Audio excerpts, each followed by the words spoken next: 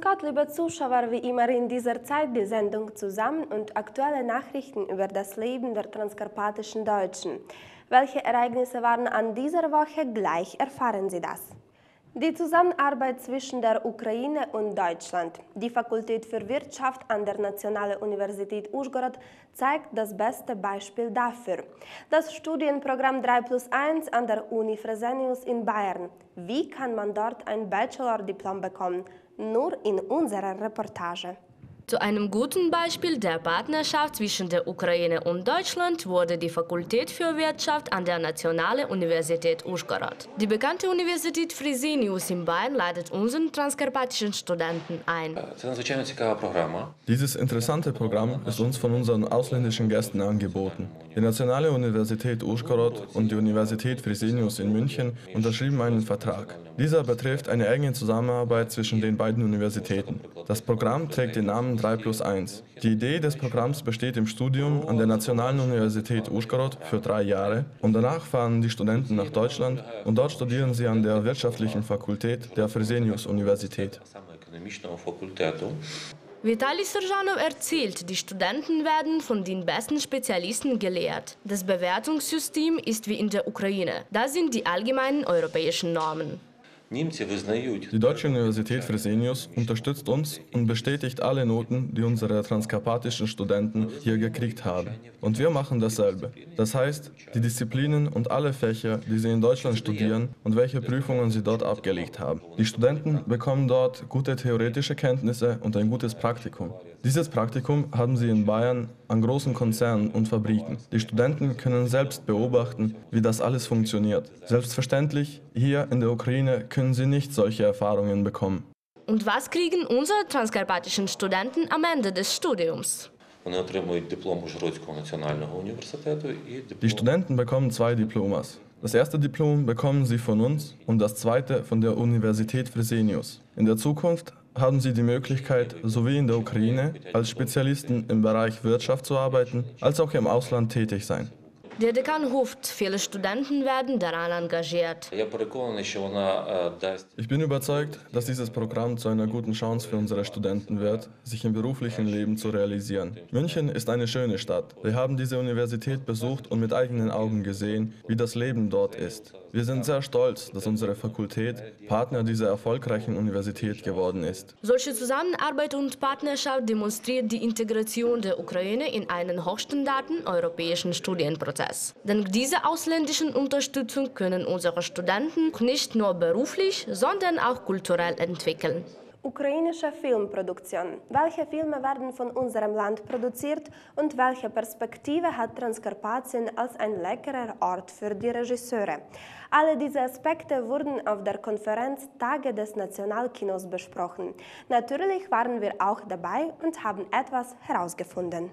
Vor kurzem fand in Ужгород ein Rundegespräch, das den Tagen des Nationalkinos gewidmet war. Auf der Konferenz wurden die Fragen der ukrainischen Filmproduktion und ihr Potenzial besprochen. Unter den Teilnehmern waren berühmte Schauspieler, Szenaristen und Regisseure. Unsere Landleute, unter denen auch Rima Zybina ist, sind stolz, dass unser Transkarpatien so multikulturell ist.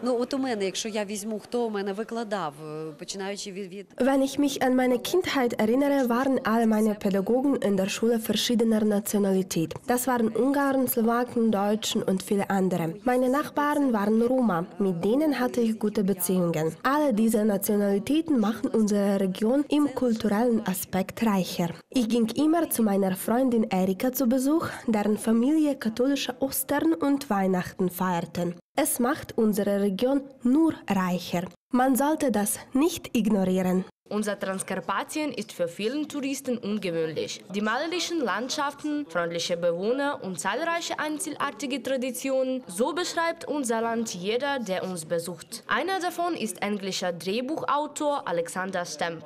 Jetzt arbeitet er an einem Drehbuch über Ужгород und Mukachevo. Es soll eine Komödie mit Namen Die Reisen von Cambridge nach Ужгород und Mukachevo sein. My name is Alexander Stamp. Hallo, ich heiße Alexander Stam. Ich wohne in Budapest, aber ich besuche Ужгород und Mukachevo sehr oft. Ich wurde zu dieser Konferenz eingeladen, um die wichtigen Fragen im Bereich der ukrainischen Filmproduktion zu besprechen. Meine Aufgabe ist es, Transkarpatien im Ausland zu popularisieren.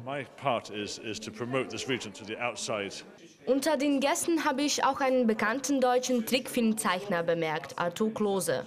Also ich habe mich sehr gefreut, dass ich hier eingeladen wurde, dass ich teilnehmen durfte und mein Land und den deutschen Film hier repräsentieren durfte. Und ich hoffe, dass sich daraus auch eine Zusammenarbeit entwickeln wird, die bewirken wird, dass Kinder, Jugendliche aus der Ukraine, aus der Karpatia, genauso wie georgische Kinder regelmäßig Deutschland German Center of Modern Art besuchen werden. Der Trickfilmzeichner erzählt, er wurde eingeladen, um die Zusammenarbeit zwischen der Ukraine und Deutschland im Bereich der Multiplikation zu entwickeln. Eigentlich bin ich hier eingeladen worden, um einen Monat in Ужгород zu leben und ein Kunstwerk zu entwickeln. Weil ich jetzt auch hier bin ich eingeladen worden, ein bisschen die Zusammenarbeit zwischen der Ukraine und zwischen Deutschland anzukurbeln, damit wir uns ein bisschen nähern. Damit beschäftige ich mich eigentlich mit meiner Kunst. In meiner Kunst geht es darum, Menschen aus unterschiedlichen Kulturen, aus unterschiedlichen Ländern zusammenzubringen, zusammenzuarbeiten. Das ist Ich zeichne Comics. Für Bundesministerium für Gesundheit habe ich gezeichnet. Ich zeichne Comics für Polen, Comics aus den Kinder Deutsch lernen in den Schulen. Ich repräsentiere die deutsche Kultur zum Beispiel bei der Jahr der deutschen Sprache und der deutschen Kultur in der Russischen Föderation. Und ist das okay? Eine große Rolle spielt für ihn sein Projekt German Center of Modern Art. German Center of Modern Art, das ist mein Projekt. Ich habe so ein riesen schönes Grundstück gekauft am kleinen Fluss mit riesigen Bäumen. Und wir fangen damit erstmal an. Ja. Es kommt eine kleine Gruppe und die wohnen in dem Haus, welches da bereits steht. Unsere Pläne sind, das Ganze zu vergrößern und ein zweites Haus zu bauen, in dem jetzt größere Gruppen übernachten können, in der das nicht mehr so mehr Professionalität noch, dass sich das weiterentwickelt. Also, was wir machen, ungefähr eine Woche lang sind Kinder, so Jugendliche mit Betreuer bei uns. Eine Hälfte des Tages zeigen wir denen die Region.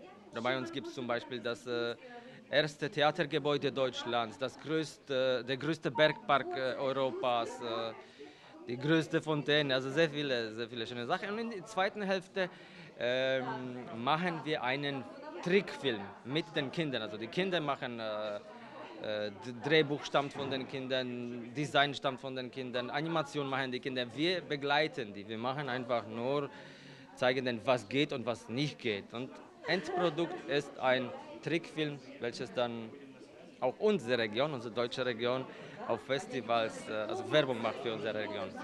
Arthur Klose kommentiert uns auch seine Pläne für die nähere Zukunft. Ich möchte German Center of Modern Art weiterentwickeln. Ich möchte, dass es so weiterläuft wie bisher, dass ukrainische Jugendliche nach Deutschland kommen und sie genauso zufrieden sind von der Zusammenarbeit davon, was wir dort mit den Jugendlichen, wie wir mit der Jugend arbeiten, dass sie genauso zufrieden sind wie die Georgier, die unbedingt dabei bleiben wollen und möchten, dass das Festival sich weiterentwickelt. Das Rundgespräch ist schon zu Ende gekommen, aber Sie haben noch eine schöne Möglichkeit, sich näher zur ukrainischen Filmproduktion zu werden. Während dieser Woche werden die ukrainischen Filme im Saal des Rektorats УжНУ gezeigt. Kommt hier und genießt unsere ukrainische Produktion. Und das war alles für heute. Am nächsten Mittwoch erfahren Sie schon etwas Neues. Ich, Julia Taibs, wünsche Ihnen eine gute Woche. Tschüss.